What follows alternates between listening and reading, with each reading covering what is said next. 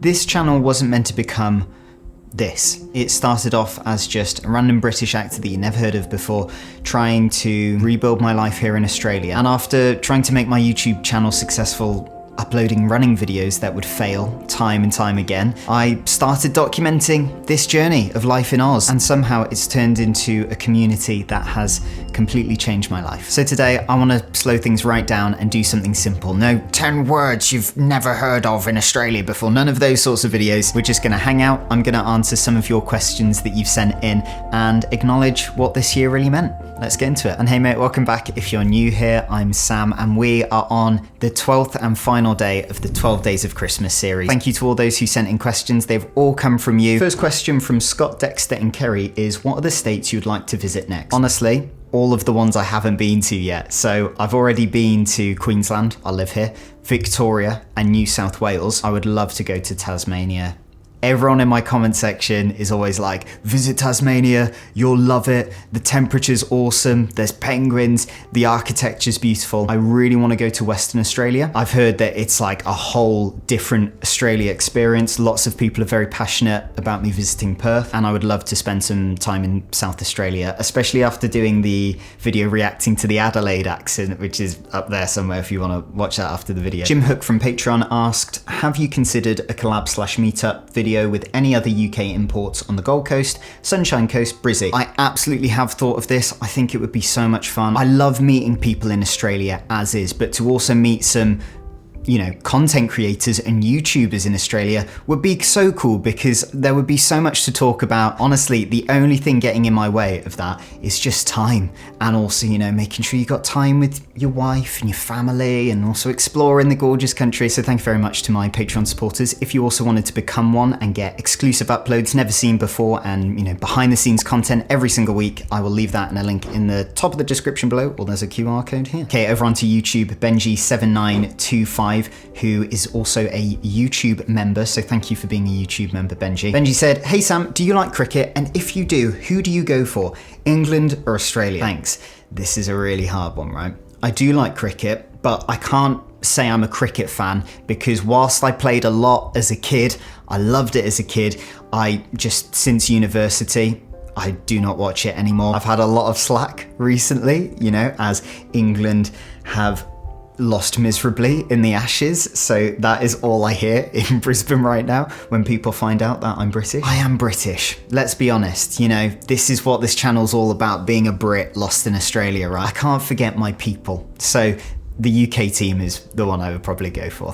Watch my subscriber count now start plummeting downwards. And if you've enjoyed any part of this series, even if you're only tuning in today, then hit that like button to let me know. Case Waffy, so sorry if I butchered that username, that's probably not the last time I'll do this in this video, asked, what do you think of the half flush system thing? Love it, but I'm not gonna lie, it wasn't new to me. We have it in the UK, we have it in a lot of Europe, so I was just pleasantly surprised that it's also here. Win-win. Someone asked, have you been to see the glowworms in Springbrook National Park? If so, what do you think? Highly recommend. I would love to see glowworms. I've never seen glowworms in my entire life, so would love to do that. My mum and dad and my brother are visiting very soon, so maybe we can wiggle in a little trip to there. That would be very nice. Wilson Perez AU asked, Sam, are there any new hobbies that you've picked up? And are we as easygoing and funny as we think we are? To answer your first question, Wilson, I have recently got into mechanical keyboards. I only have one. This was a Christmas present from my wife Maddie, bless her, and I've got the RK Royal Kludge RK S98 keyboard. It's amazing, look at that, absolutely gorgeous. Listen to the sound.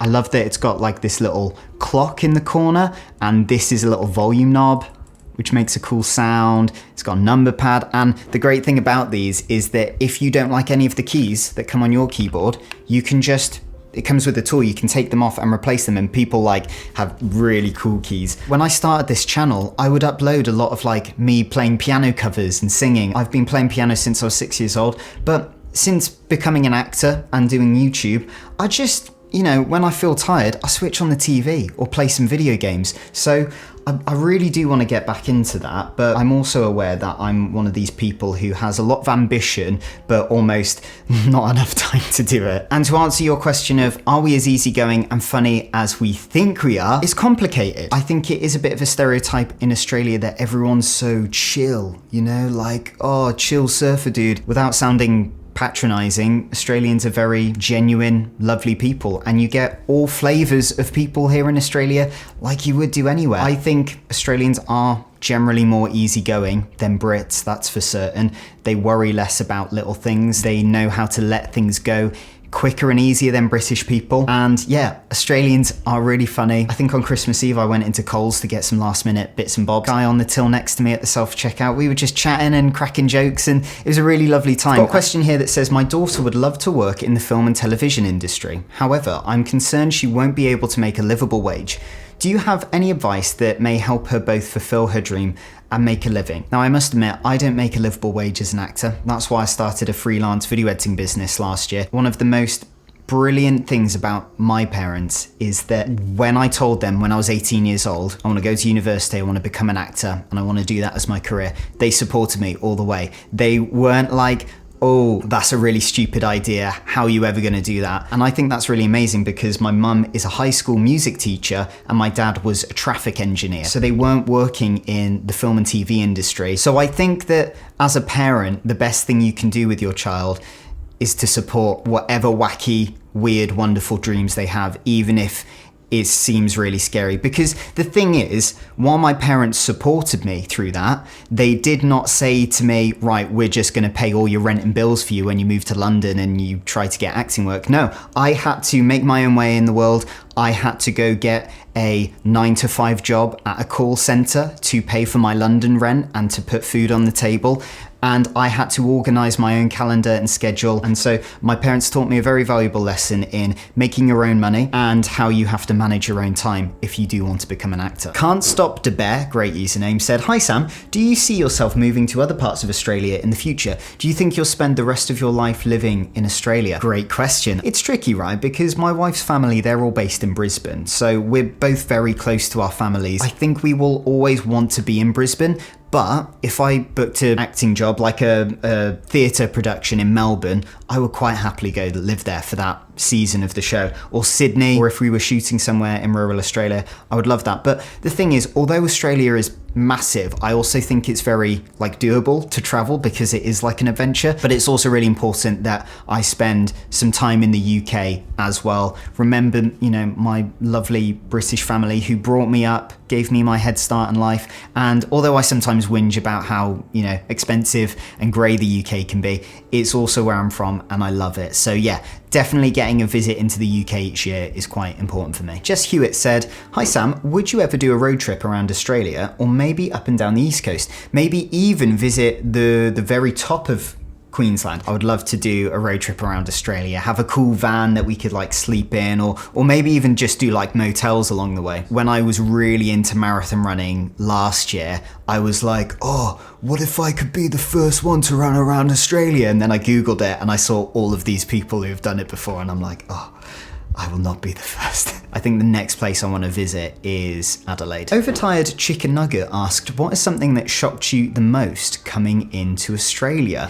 Off the top of my head, how expensive groceries were here. I did not expect that. However, worthy trade-off because a lot of the produce is grown in Australia, which is really nice. And then this is my first proper Australian summer, and the heat, although it's quite lovely today, has been brutal at times. And running in this heat, mixed with the hills of Brisbane, oh my word, it's been rough. At one point, I was thinking about giving up running, which is dramatic because it was so brutal. We've got another question here. How is the film industry as an actor in Australia versus the UK? Are there advantages and disadvantages being in Australia versus the UK? Great question. The film industry in Australia is lovely. It feels like there's a lot more camaraderie here. It's quite a small community, everyone kind of knows everyone. That person you've seen in that TV show or in that play or that musical, your mate might know them or you might have met them at an audition, so it's really cool. In the UK, there's a lot more actors, it feels like. Don't know if that's statistically correct. I also think the acting training in Australia is fantastic. Some of the drama schools here are excellent. With my current acting coach I have here in Brisbane, he is absolutely fantastic, and I've learned an acting technique that I was never taught in my British acting degree when I was at university, and it has helped so much more. And I guess the only disadvantages of being both in Australia and the UK is sort of trying to be an actor in both countries. You kind of have to commit to one, and right now I'm kind of committing to Australia. But I think the biggest advantage is that I can be an actor in this gorgeous country, and anyone who says there isn't enough acting work here in Australia, it's just not true. There actually feels like an abundance of it. Barheaded Goose 2, great username, said favourite slang term and favourite alcohol beverage. My favourite slang term is far out. I don't know if it's that slang, but it's something I've realised I say around the house all the time. I picked it up from Maddie, and it's not something we say in the UK at all. And I say it all the time now when something goes wrong, when I'm video editing or whatever. I'm like, far out, why is it doing that? I don't drink alcohol, but my favourite no alcohol beer is Heaps Normal. I love you guys if you're watching this. Please sponsor me. Phoenix says, what's the most British thing you still do that Australians absolutely roast you for? The other day, I called the stove the hob. It was Christmas Day with my Aussie family, and I got absolutely roasted for it. I couldn't believe the uproar of everyone laughing and like, what do you call it? What do you call it? The hob? The hob? I didn't expect that to be such a shock to some people. Minzak So, sorry if I pronounced that wrong, said, why Australia? Well, believe it or not, it's not because my wife is Australian. I'd never even considered having a vacation in Australia before I met Maddie. I met her, fell in love with her, but I did think to myself, oh, I would love for us to settle down in the UK. Was not thinking about Australia at all. And then we did a year living in London, and we absolutely hated it. And I started watching YouTube videos from content creators living in Australia. It looked unreal, it looked gorgeous, and I thought, wait, why are we spending so much on rent and bills, living in a city we're not happy in? We're 3 hours away from my parents as is, so we don't get to see them much anyway. Why are we doing this? And so I said to Maddie, look, should we just move to Australia? And by the way, we both support each other, you know, even before we moved to London. I did say to her, if you really want us to move to Australia, more than happy to. It's what I'll do for our marriage, of course. And she said, no, I want to try London out, it'll be fun. But she didn't like it much either. So we were like, yeah, let's move to Brisbane, let's move to Australia. And here we are. And we both absolutely love it. And bit cliche, but never been happier. Next question, Sam, did you have a good Christmas? I did, thank you. Did you have a good Christmas? Let me know down below. It was lovely. I was in the swimming pool on Christmas Day, surrounded in family, surrounded in love. I got a really lovely big FaceTime call in with my mum and dad and my brothers back at home. Although I was FaceTiming them, it kind of felt like I was back in the UK with them, but then I was also looking outside and it's gorgeous and sunny and just a lovely day. And mum sent me a load of British chocolate over. It was a gorgeous day. Next question, what is your fave Australian snack? My fave Australian snack is Inner Biscuits, which are a crisp cracker. I don't know. They are so addictive, so Moorish, very salty, which I love. Gorgeous. Pick yourself up a box if you haven't tried them before. Lovely. Kimber G-Man 1670 said, have you had much acting work since you've been here? Do you know what? I've had acting work through word of mouth here, which doesn't really feel like something that was happening to me much in the UK. But 2026, the big goal is to get an Australian agent and start actively seeking out auditions, submitting myself to auditions, updating the show reel, things like that, and actually putting a bit more focus into it because 2025 has been so YouTube centric. Someone asked, what advice would you give for having gloriously floppy, almost Hugh Grant like hair?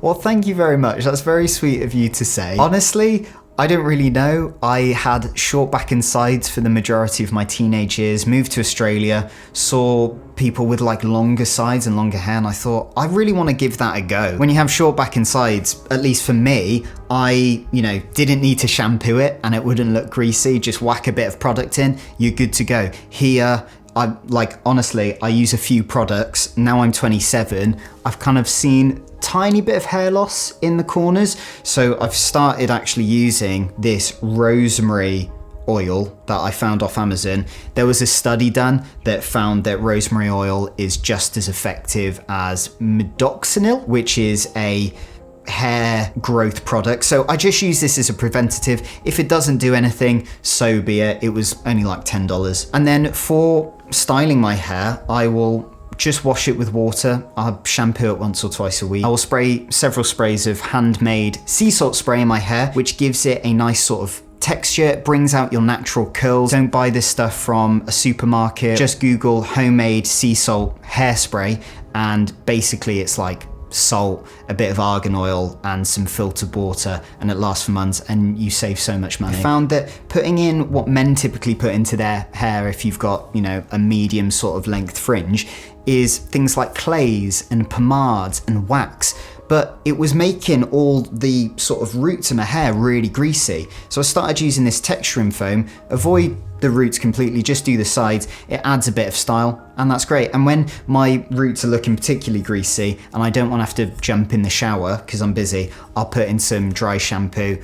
I'm using this by Knack Hair, and it works great for me. It's just a little tester bottle. And someone asked, are you used to how big Australia thunderstorms are yet? I think I am now. I've experienced quite a few in the last year and a half, especially during summer, especially with the massive whip cracks of thunder above you and seeing the lightning in the distance, and even driving in these storms. Experiencing Cyclone Alfred at the start of the year, that was a shock to the system. So thank you for sending your questions in. Honestly, there's a version of my life where none of this happened, where my YouTube channel did not take off and it was not working. And ever since I was a 13-year-old boy, I've been making YouTube videos that have flopped. And I think about that version of myself sometimes, that was working in that call center in London, and I can't believe that I don't have to do those things anymore. And it is because of you watching, supporting, liking the video, hyping the video, which is the new YouTube tool. If you do that, thank you so much. I really genuinely appreciate it, because without you watching these videos,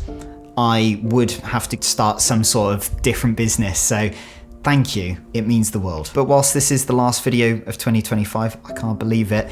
If you want to keep the adventure going, go watch this video, hear all about 10 foods that Aussies say completely differently to us Brits.